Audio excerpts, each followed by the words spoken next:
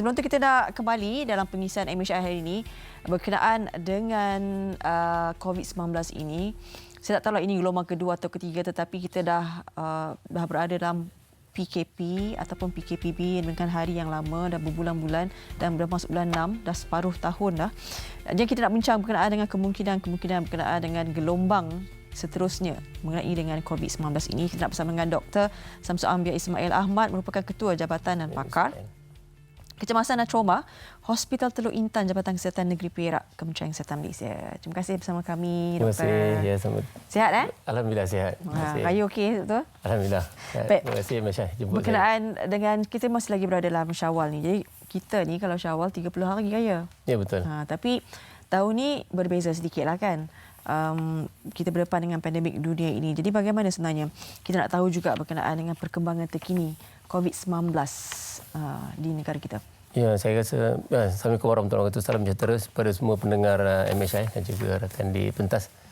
Ya, kita raya ni memang sebulan, tapi alhamdulillah tahun ni kita nampak dengan langkah-langkah pencegahan dan kawalan daripada yang dilaksanakan oleh kerajaan nampak dipatuhi, walaupun ada juga yang tidak patuh pada arahan rentas negeri. Tapi alhamdulillah, walaupun kita dengan kawalan itu, dengan ada sedikit ketidakpatuhan, nampaknya kes kita agak stabil.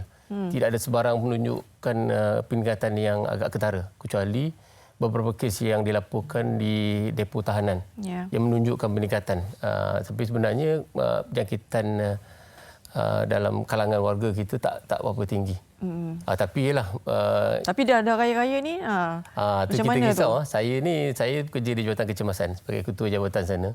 Yang ni yang kita risaulah bila kita ada aktiviti-aktiviti rentas negeri atau aktiviti-aktiviti yang mungkin menyebabkan kita berkumpul, mungkin berlakunya penularan COVID-19 ni, kerana kita tahu kes-kes penularan. Tapi alhamdulillah setakat ni di hospital saya, di Hospital Intan, tidak ada kes-kes. Walaupun peningkatan kes itu sedikit tinggi, tapi bukan kes-kes COVID lah. Kes-kes yang disaring ada tinggi sikit. Tapi pastinya KKM sendiri, kalian sendiri sebagai frontliners telah bersedia sekiranya wujud kluster baru yang membabitkan Hari Raya ini, memang dah standby lah maknanya. Alhamdulillah, kalau kita tengok kerajaan dan juga pihak KKM memang bertungkus lumus. Saya rasa tidak ada siapa yang raya. Setiap hari kita dapat input daripada Menteri Kanan dan juga Kementerian Kesihatan di bawah Datuk DG lah, yang memberikan maklumat terkini. So memang kalau kita bincang pasal bencana wabak ni, kita ada beberapa fasa lah kan. Kadang-kadang dia kata fasa pertama tu fasa prevention, mitigation. Lepas tu kita fasa preparedness, kita respon dan juga recovery. So sekarang ni kita dah respon dah gitu bila gelombang kedua. Sekarang ni recovery, saya tengok Kementerian Kesihatan ambil langkah sedikit untuk menenangkan sikit petugas-petugas frontliner ni, supaya kita dapat tambah balik kita punya tenaga. Energi kan. Itu sebelum raya itu, bila kita tengok jumlah kes agak stabil, Ketua Pengarah membenarkan kita mengambil cuti. Pasal kita tahu menangani COVID ni kita kena jaga dua benda lah, fizikal staff tu sendiri. Betul. Dan juga mental lah. Jadi kalau kita tak jaga, tapi alhamdulillah pihak kerajaan dan juga pihak kementerian dia nampak benda ni. Betul. So kita bagi sedikit kelonggaran untuk berehat, tapi tak boleh raya, cuti raya tak boleh lah. Untuk kita bersedia untuk jika berlakunya gelombang lepas PKPB ni.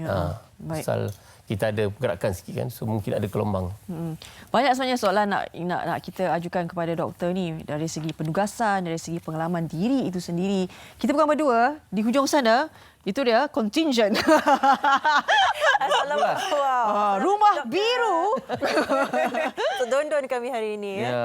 Baik, doktor, apa khabar, sihat ya? Sihat, alhamdulillah. Doktor, kalau kita nak tanyakan sedikit sebanyak, mungkin sedikit, apakah sebenarnya persediaan yang perlu kita lakukan dari segi mentalnya? Kerana kita dah kondisikan diri kita dah biasa dengan PKP, PKPD, PKPB sekarang ni, dan mungkin sebarang apa perbezaan atau perubahan selepas ini, apakah mungkin cara terbaik untuk kita kondisi diri kita untuk lebih bersedia menghadapi apa-apa perubahan pun selepas ini? Sudah ada dua lah. Satu pada yang bertugas untuk mengawal wabak, persiapan kita sebagai new normal. Saya sebagai Saya dulu pernah jadi pesakit lah sebenarnya. So sekarang ni saya juga frontliner. So bagi frontliner ni kita ada dua lah norma baru kita ni kan. So kita mentaliti kita ni akan berubah. Macam bila kita lihat pesakit tu, so proses saringan dan juga kawalan di sebelum pesakit masuk ke jabatan tu, jabatan kecemasan, saya kerja di jabatan adalah lebih ketat lagi. Dan juga cara kita mengawal diri kita lah. Mengawal kita dari segi pemakaian PPE kita dan juga cara kita berinteraksi. Walaupun kadang-kadang dengan pesakit, kadang-kadang dengan semua rakan sekerja.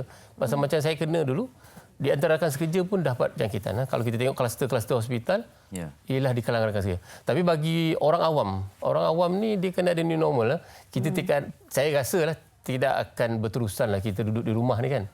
Sekarang dia dah suka. Dulu orang tak suka duduk rumah kan, boring-boring kan. Kita tengok sekarang ni bila kita nak suruh kerja dah mula malas balik kan. Oh tak, itu psikologi biasa tu. Itu new normal lah. So new normal ni orang awam ni ada orang kata kalau kita bincang pasal risiko ni ada banyak cara lah. Satu, kita elak daripada risiko. Maksudnya duduk kat rumah lah.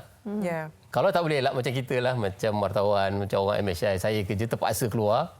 Terpaksa kan, demi tugas. Kita kena jagalah yang dikata tu kan, social distance, untuk mengurangkan. Tapi dah terkena, kita terpaksa pergi cepat mendapatkan rawatan. Dan juga kita kena ada satu stigma, kita cuba hapuskan stigma ni lah. Walaupun saya ni, kadang-kadang kesian juga, saya ni dah bebas COVID sebenarnya kan. So raya itu bolehlah raya pertama kita dibenarkan 20 orang kan. Ada orang yang takut nak jumpa saya lagi. So saya tak tahu stigma masyarakat tu, jangan kadang-kadang ada stigma dia ni COVID tak boleh datang. Saya pernah ada orang tu datang balik tu dia tak dibenarkan kerja 2 hari.